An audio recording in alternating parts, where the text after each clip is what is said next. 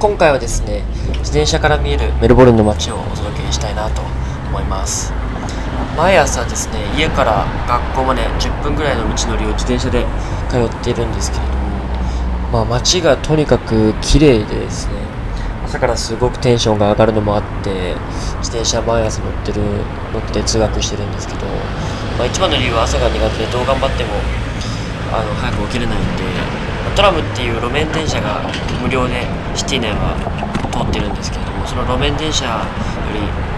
早く行ける自転車に乗ってるっていうだけなんですけれども、オーストラリアでですね、自転車がかなりメジャーな交通手段で、考えられる理由は、そもそも自転車が結構日本に比べても人気っていうことでですね、考えられる理由はいくつかあるんですけど、一つ目の理由としては、メルボルンという街がそもそもそんなに大きくないんですね。なんというか、集約されているというか、だから自転車でも結構いろんなところに行けるっていうのと、あと多分、環境問題とかそういうことに対して多分より意識が高いっていうところ。あとはサイクルロードレースとかが結構人気ですね。ツール・ド・フランスとか、オーストラリアでも大きな大会が開かれてるし、結構有名な選手が何人かいるみたいなので、オーストラリアにも。で、そのせいもあって街中に結構自転車屋さんとかが多くて、だから日本みたいにその大衆用の自転車屋っていうよりかは、ガチなロードバイクとかメカニックな商品を扱ってる店が結構多い印象ですね。だから結構朝は自転車で通勤通学してる人が多い印象ですね。で、結構みんな自転車乗るんで、バイクもそうですけど、もう街のあらゆるところに別に止めても OK なんですよ。今こうやって横に見えてるポールのところに自転車結構止まってると思うんですけど、右左あると思うんですけど、そういうところにチェーンをつないでやってますね。だから自分も学校の前のそういう棒みたいなところにチェーンをつけたりして止めてる感じですね。ただ一回、自転車はさすがにちゃんとつけてるんで盗まれたことないんですけど、ランプとか全部盗まれたことあって、ランプと前後ろつけなきゃいけないんですけど、オーストラリアのルール的に、メルボルンというかビクトリア州のルール的にそれ盗まれて、あとその自転車のサドルじゃないか、持ち手のところにスマホのケースをつけるようなやつがあるんですけど、それも取られてですね、結構安全な街ではあるんですけど、日本でも一緒ですよね。サドルのところにブロッコリー挟まってないだけまだマシかなと思うんですけれども、そういう感じで結構、自転車に対しては割と寛容な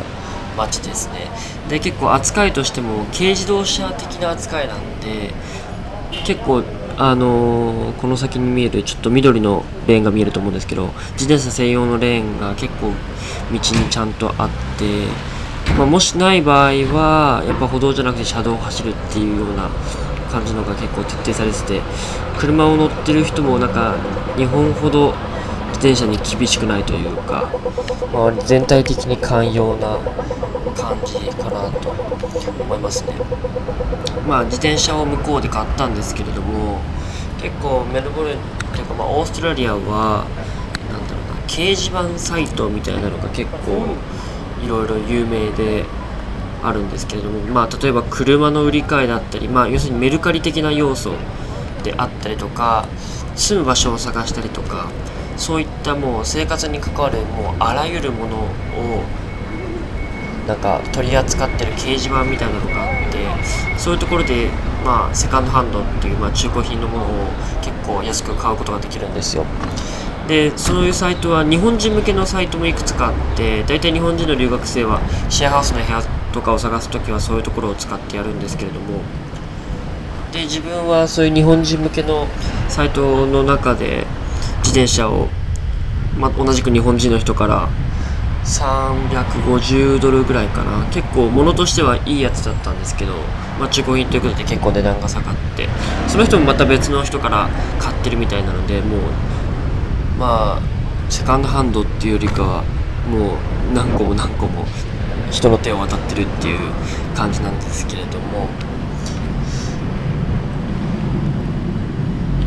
街並みがすごい綺麗で、やっぱりこの昔の建物、こういった建物であったりとか新しいビルが混在しているような感じですね。メルボルンの街っていうのは結構カフェが多いんで、観光客も多いので、そういう名所的なところもたくさんあるんですけれども、綺麗な図書館であったりとか、郊外に行けば自然がね多いところがいっぱいあるのですごく綺麗なんですけれども、シティ内はかなりカフェが多くて、一度スターバックスメルボルンにはあるんですけれども、オーストラリアにスターバックスが上陸してきて、確かシドニーが1号店だったと思うんですけど、それで結構オーストラリアガンガン80何店舗か規模を広げてやったらしいんですけど、やっぱオーストラリアっていうのはコーヒーに厳しい街で、やっぱスターバックスで高いのもあって、現地の店よりあまり受け入れられず、メルボルンもシティ内だと僕が知る限りは2店舗ぐらいしかないし、その2店舗もスターバックスの本部はもう経営から退いてるみたいで、結構そういったコーヒーに関してはうるさい街かなって思いますね。学校が毎朝8時半スタートなので、いつも8時10分ぐらいに出るとすごく余裕で着いて、こういう風に余裕で走ってるんですけど、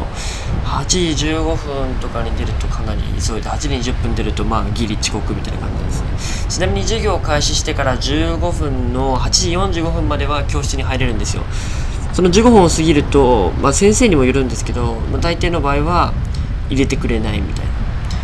で次入れるのは10時、その次が10時で15分とか言って、あんまりどの時間でも、ルーズな人が多いので、時間にはどの時間でも入れると授業進まないんで、そういう風にやってると思うんですけど、一応8時半から11時15分までが1つ目の時間で、30分休憩の後11時45分から1時までが2つ目の授業で、僕はそれに午後にプラスしてインテンシブっていう追加のクラスを取ってたので、2時から4時プラス2時間の授業を取ってましたね。一応ビクトリア州の決まりで、そういう学校で出席率 80% を切ると強制退学みたいな決まりがもともとあったんですけれども、今はもう学校に任せてるみたいですね。80% 切ったらもう即退学っていう学校も、厳しい学校もあるし、ちょっと猶予を見てくれるっていう学校もあるみたいですね。それは要するに学生ビザを使って不法滞在する人を防ぐみたいな